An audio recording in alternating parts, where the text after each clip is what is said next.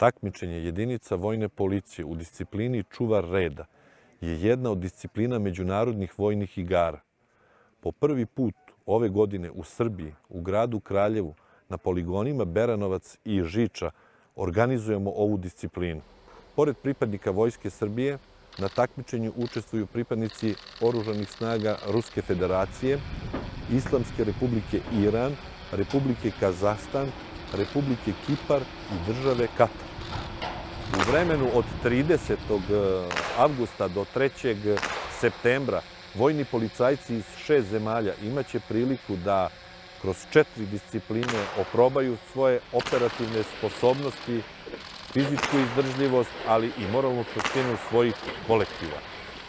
Sve ekipe, kao i članovi delegacije i kompletan organizacioni odbor koji organizuje ove igre je vakcinisan.